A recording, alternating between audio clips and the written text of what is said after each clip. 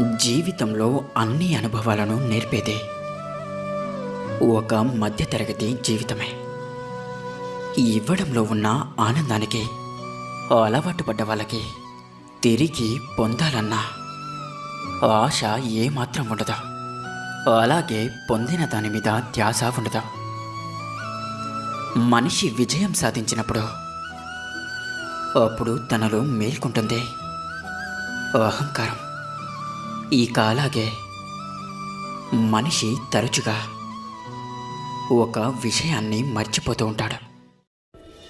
వంగి ఉండడం. ఆలోచిస్తూ ఉంటారు, నేను వేరే వాళ్ళ ముందు ఎందుకు వంగి ఉండాలి అని.